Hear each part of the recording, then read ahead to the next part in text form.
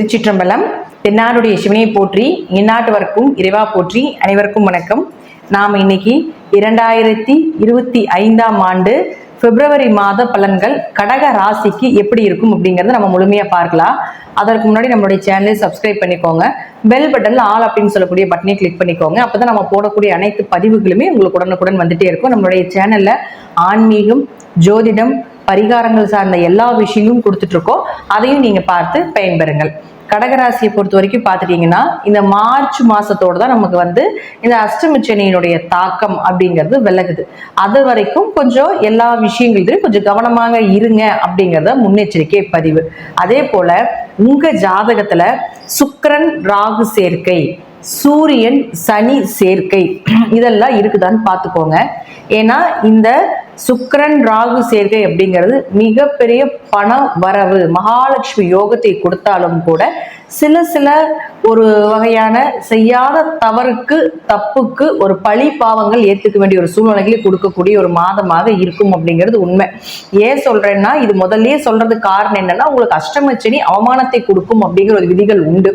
அவர் போறப்போ இந்த சுக்கிரன் ராகு சேர்க்கை இந்த காம்பினேஷன்ல உங்களுக்கு ஏதாவது ஒரு பாதிப்புகளை கொடுக்க கூடாது அப்படிங்கிறதுக்காகவும், அதே போல உங்க ஜாதகத்துல சுக்கிர திசையோ, ராகு திசையோ, சுக்கிர புத்தியோ, ராகு புத்தியோ, சுக்கிரன் ராகு சாரத்தில் இருந்தாலோ, ராகு சுக்கிரன் சாரத்தில் இருந்தாலோ, அல்லது ராகு இருக்கக்கூடிய வீட்டிலிருந்து 1ஆம் வீடு, 5ஆம் வீடு, 9ஆம் வீடு இந்த 3 இடத்தில் சுக்கிரன் இருந்தாலும் சுக்கிரன் ராகு காம்பினேஷன் அப்படிங்கிறத நம்ம எடுத்துக்கணும்.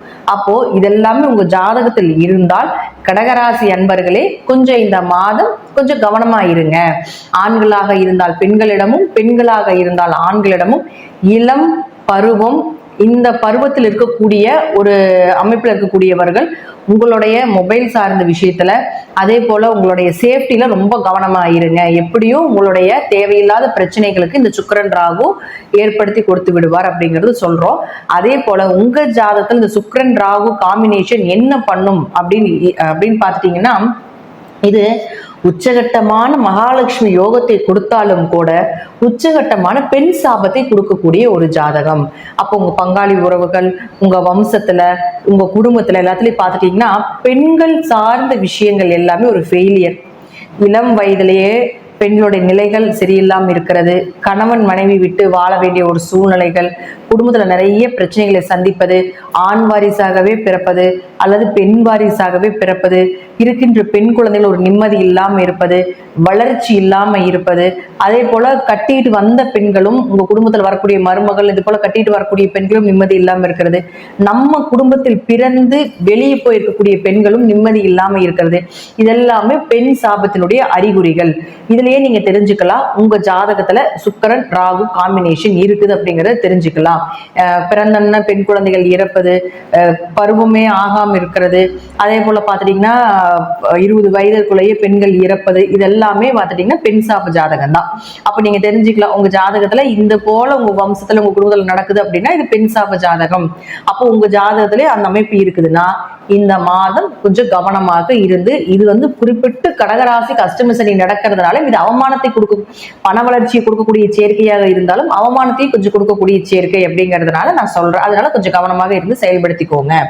இப்போ உங்க பாத்தீங்கன்னா 2ஆம் அதிபதி சூரியன். இந்த சூரியன் பாருங்க உங்களுடைய ராசிக்கு 7ஆம் இடத்துல இருக்கார். எத்தனாம் தேதி வரைக்கும் அப்படின்னு பாத்துட்டீங்கன்னா 12ஆம் தேதி வரைக்கும். அப்போ உங்களை 2ஆம் அதிபதி 7ஆம் வீட்டுல இருந்தா ஏதாவது ஒரு வழியில பண வரவு, நீங்க உங்களுடைய நல்ல நல்ல விஷயங்கள், பணம் சார்ந்த விஷயங்கள், குடும்பம் சார்ந்த விஷயங்கள், பேச்சு சார்ந்த விஷயங்கள், நீங்க ஒரு இடத்துக்கு போறீங்க, உங்க பேச்சுக்கு மதிப்பு கொடுக்கணும், ஒரு பஞ்சாயத்துக்காக போறீங்க, நீங்க சொல்லக்கூடிய விஷயங்கள் எதுவாக இருந்தாலும் உங்களை மற்றவர்கள் நம்பணும் அப்படின்னு நினைச்சீங்கன்னா நீங்க இதெல்லாமே 12ஆம் தேதி வரைக்கும் வைத்துக் கொள்ளலாம்.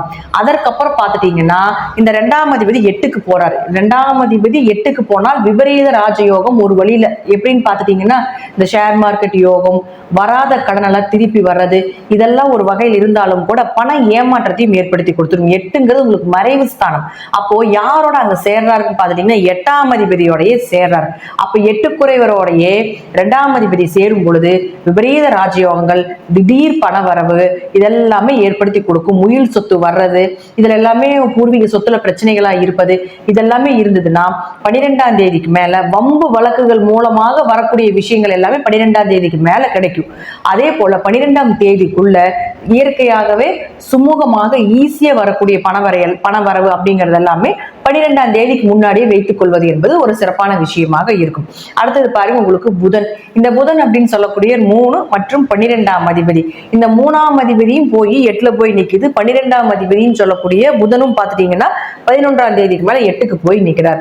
அப்போ இவங்க எல்லாமே ஒரு 11ஆம் தேதி வரைக்கும் தான் உங்களுக்கு சாதகமாக ஈஸியா இருக்கக்கூடியது எல்லாமே கொடுப்பார். அப்போ 3 கூடியவர் வந்து 7 இருந்ததுன்னா முயற்சிகள் கைகூடி வர்றது, சீக்கிரமா பண வரவை ஏற்படுத்தி கொடுக்கறது, தேவையில்லாத விரயத்தை கொடுப்பது, இதெல்லாமே உண்டு. 12ஆம் அதிபதி 7ல இருந்ததுன்னா குடும்பத்துக்காக, மனைவிக்காக, கணவருக்காக ஏதாவது ஒரு விரயங்கள் ஏற்படுத்தி கொண்டே இருக்கும் அப்படிங்கிற அமைப்பு இருந்தாலும் கூட 11ஆம் தேதிக்கு மேல இந்த புதன் 8ஆம் வீட்டுக்கு போகும் பொழுது மறைந்த கிரகங்கள் மறையும் பொழுது ஒரு யோகத்தை கொடுத்தாலும் அதே போல ஒரு அவயோகத்தையும் கொடுத்துட்டு தான் போகும் அப்படிங்கிறது உண்மை. இந்த 8ஆம் இடம் அப்படிங்கிறது திடீர் பணவரவு, திடீர் சொத்துக்கள், விபரீத ராஜயோகங்கள், இது எல்லாமே 3 12ஆம் அதிபதி மறைந்த கிரகம் மறைவு இடத்தில் இருந்தால் விபரீத ராஜயோகம்னு சொல்றோம். அப்போ இவங்க 3 12ஆம் அதிபதியான புதன் உங்களுக்கு உங்களுடைய ராசிக்கு 8ஆம் இடமாக இருக்கக்கூடிய இன்னொரு மறைவு ஸ்தானத்தில் மறையும் பொழுது விபரீத ராஜயோகமாக தீர்த்த யாத்திரைகள், திடீர் பணவரவுகள் இதெல்லாமே கொடுத்துட்டு போயிடும். அதே போல பணம் நல்லா வருதுங்க, சந்தோஷமா இருக்க வேண்டிய ஒரு சூழ்நிலைகள் இருக்குது அப்படின்னா குடும்பம் சார்ந்த விஷயத்துல கொஞ்சம் கவனமா இருங்க. இல்லைங்க குடும்பம் நல்லா ஒற்றுமையா இருக்கிறோம், குடும்பம் சார்ந்த விஷயத்துல எந்த பிரச்சனைகளும் இல்லை அப்படின்னா பணம் கொடுக்கல் வாங்கல கொஞ்சம் கவனமா இருங்க. இந்த 2 தான் கொடுக்கும். எந்த கிரகம் ஒரு யோகத்தை கொடுக்குதோ அதே கிரகம் ஒரு அவயோகத்தையும் கொடுக்கும். அப்போ நீங்க உங்க ஜாதகப்படி இந்த மாதம் எப்படி இருக்குதோ அதற்கு தகுந்தது போல நீங்க மாற்றிக்கொள்வது அல்லது அதற்கு தகுந்தது போல கிரகங்கள் மாற்றி கொடுக்கும் அப்படிங்கறத முற்றிலும் உண்மை.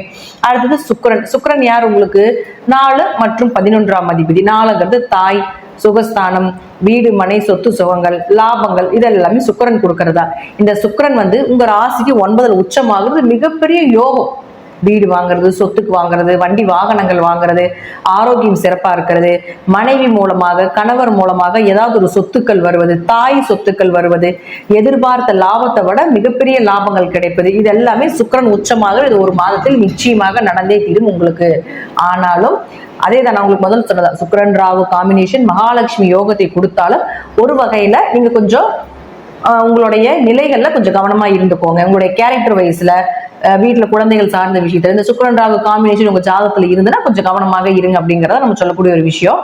அதுவும் பாருங்க 9ல போய் உச்சமாகும் பொழுது பூர்வீகம் சார்ந்த சொத்துக்கள் ஏதாவது ஒரு சாதகமா வரக்கூடிய ஒரு விஷயங்கள், அவங்க பூர்வீக சொத்துக்கள் வர்றதுல வந்து ஏதாவது தடை தாமதங்கள் இருந்துட்டே இருந்துச்சு, ரொம்ப நாளா வந்து பிரச்சனைகள் தொடர்ந்துகிட்டே இருக்குதுன்னா இந்த காலகட்டத்தில் இந்த சுக்கிரன் போய் சேரும் பொழுது நீங்க அந்த பூர்வீக சொத்தை பத்தி பேசும்பொழுது உங்களுக்கு அது சாதகமாக வருவதற்குண்டான வாய்ப்பையும் ஏற்படுத்தி கொடுக்கும். ஆனால் சின்ன அவமானத்தையும் கொடுக்கும் அப்படிங்கறத நான் சொல்லிடுறேன். அடுத்தது பாருங்க செவ்வாய். இந்த செவ்வாய் அப்படிங்கிறவர் 5 மற்றும் 10ஆம் அதிபதி, குழந்தை மற்றும் தொழிலை கொடுக்கக்கூடிய செவ்வாய் ராசிக்கு 12ல போய் வக்கரத்துல இருக்குது 24ஆம் தேதி வரைக்கும். 5ஆம் அதிபதி வக்கரமானா குழந்தைங்க சொன்னபடி கேட்காது, இதுதான் உண்மை.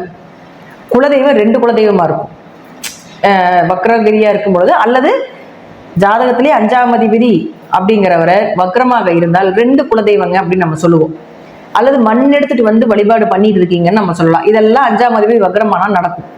அப்படி இல்லை அப்படின்னா உங்க குழந்தைகள் சொன்னபடி கேட்க மாட்டாங்க. அப்போ நீங்க இந்த காம்பினேஷன் இந்த மாசம் எப்படின்னு நீங்க பாத்துக்கோங்க. 5ஆம் அதிபதி வக்ரமாகி, குழந்தை ஸ்தானம் வக்ரமாகி, சுக்கிரன் ராகு சேர்க்கை, சனி சூரியன் சேர்க்கையில உங்க ஜாதகத்துல இருந்துச்சுன்னா உங்க குடும்பத்துல இந்த குழந்தை சார்ந்த சில அவமானங்கள் நடக்கும் அப்படிங்கறதையும் காட்டுது. அதுக்கு தேவையில்லாத விரயங்கள் உண்டு அப்படிங்கறதையும் காட்டுது. அல்லது ஏதாவது ஒரு மருத்துவ செலவுகள், ராகு வந்து நம்ம அவமானத்துக்கு மட்டும் எடுத்துக்க கூடாதுங்க. ஒரு மருத்துவ செலவுகள், அதே போல பாத்தீங்கன்னா ஒரு சர்ஜரி பண்றது, ஒரு ஆக்சிடென்ட் கிரகம், இதெல்லாமே ராகு தான். ஒரு அவமானப்படுத்தக்கூடிய கிரகமும் ராகு தான். அப்ப அவரோட சேரும் பொழுதும் உங்களுக்கு இந்த மாதிரி பாதிப்புகள் 5ஆம் அதிபதி வக்ரமாக இருக்கும் பொழுதும் குடும்ப ரீதியாக, குழந்தைகள் ரீதியாக கூட இது ஏதாவது ஒரு குடும்பத்தில் நடக்கிறதுக்கு உண்டான வாய்ப்புகள் உண்டு அப்படிங்கிறத நம்ம சொல்றோம். அதுவே வந்து உங்களுக்கு 10ஆம் அதிபதி ஆகிறதுனால தொழிலையே ஏதாவது ஒரு சில சங்கடங்கள் ஏற்படலாம். ஆனா அது 24ஆம் தேதி வரைக்கும் மட்டும்தான். 24ஆம் தேதிக்கு மேல பாத்துட்டீங்கன்னா குழந்தைகள் ரீதியாக வரக்கூடிய பிரச்சனைகள் விலகிரும், தொழில்ல வளர்ச்சி, தொழில் ரீதியாக இருந்து வந்த பிரச்சனைகள் எல்லாமே விலகி உங்களுக்கு சுமூகமான ஒரு அமைப்பு. சொந்த தொழில் பண்ணிட்டு இருக்கீங்களா, அதுல இருந்து வந்த கொஞ்சம் ஹார்ட் ஒர்க், தேவையில்லாத பயணங்கள், சொந்த தொழில் ரீதி பண்ணிட்டு இருக்கிறவங்களுக்கு எல்லாம் பாத்துட்டீங்கன்னா அதிக பயணங்கள் இருந்துகிட்டே இருக்கு இந்த மாசம் எல்லாமே. எதுக்கு பயணம் பண்றீங்க, ஏன் பயணம் பண்றீங்கன்னு உங்களுக்கே தெரியாது. அந்த அளவுக்கு பயணங்கள் வந்து செவ்வாய் பன்னெண்டுல இருக்கும்போது கொடுப்பார். அப்ப அதற்குண்டான ஒரு விஷயங்கள், அதற்குண்டான லாபங்கள் எல்லாமே 24ஆம் தேதிக்கு மேல நீங்க எதிர்பார்த்தீங்கன்னா நிச்சயமாக நடப்பதற்குண்டான வாய்ப்புகளும் உண்டு அப்படிங்கிறத நம்ம எடுத்துக்கலாம். அடுத்தது குரு பகவான். இந்த குரு யார், உங்களுடைய ஜாதகத்துக்கு 6 மற்றும் 9ஆம் அதிபதி. இந்த 6ஆம் அதிபதினு சொல்லக்கூடிய குரு பகவான் உங்களுடைய ராசிக்கு 11ல இருந்து வக்கரத்துல இருந்துட்டு இருந்தார். இப்போ பிப்ரவரி 4ஆம் தேதிக்கு மேல வக்ரம் நிவர்த்தி பெறுகிறார். அப்ப அந்த வக்ரத்தினுடைய ஒரு கெடுபலனை உங்களுக்கு சுத்தமா 4ஆம் தேதிக்கு மேல இருக்காது அப்படிங்கிறதா உண்மை. அப்ப 6க்குடையவர் 11ல் இருந்தால் நல்ல வேலை, எதிர்பார்த்த வேலை. 6னா உத்தியோகம், 6னா கவர்மெண்ட் எக்ஸாம் எழுதுறது, 6ஆம் இடம்னா கடன், நோய், வழக்கு, வம்பு வழக்குகள் எல்லாமே சொல்றது 6 தான். அப்ப அது வந்து உங்களுக்கு 11ஆம் இடத்துக்கு போகும் பொழுது நிச்சயமாக உங்களுக்கு வம்பு வழக்குகள் விலகும், கடன் இருந்தா அதை அடைபெறுவதற்குண்டான பணவரவு வந்து சேரும், எதிர்பார்த்த வேலைகள், நீங்க எதிர்பார்த்த சம்பளத்தோட கிடைப்பதற்குண்டான நல்ல லாபத்தோட, ஏன்னா 11ங்கிறது லாபஸ்தானம் இல்லையா, அப்போ நீங்க எதிர்பார்த்த லாபத்தோட கிடைப்பதற்குண்டான வாய்ப்புகள் இதெல்லாமே ஏற்படுத்தி கொடுப்பார்.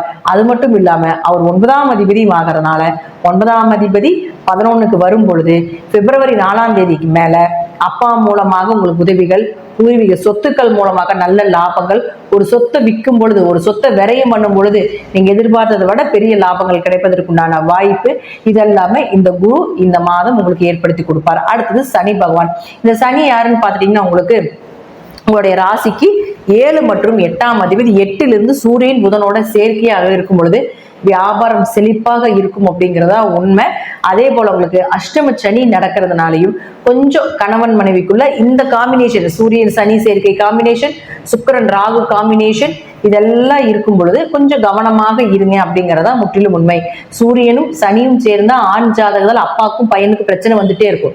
பெண் ஜாதகமாக இருந்ததுன்னா அப்பாவும் பொண்ணும் ரொம்ப அண்டர்ஸ்டாண்டிங்கா இருப்பாங்க. அப்ப ஆண் ஜாதகத்தில் சூரியன் சனி சேர்க்கை இருந்ததுன்னா அப்பாவுக்கும் உங்களுக்கும் கொஞ்சம் இன்னும் கொஞ்சம் பிரச்சனைகள் அதிகமாகுது அப்படிங்கிறது அர்த்தத்தினால இந்த காம்பினேஷன் இந்த வருஷம் ஒரு முறை மட்டும்தான் வரும், இந்த மாசம் மட்டும்தான் இது நிற்கும். அதனால இந்த மாதம் மட்டும் கொஞ்சம் குடும்பத்துக்குள்ள தந்தை உறவுகள் மூலமாக இருந்தாலும் சரி, மகன் உறவு மூலமாக இருந்தாலும் சரி, கொஞ்சம் கவனமாக இருந்துட்டீங்கன்னா பெரிய அளவுக்கு பாதிப்புகள் இல்லை அப்படிங்கிறத உண்மை.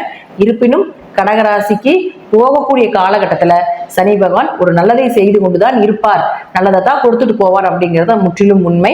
நன்றி. மீண்டும் ஒரு நல்ல பதிவுல சந்திக்கலாம். திருச்சிற்றம்பலம், தில்லையம்பலம், ஸ்ரீ நரசிம்மர் திருவடிகளே சரணம்.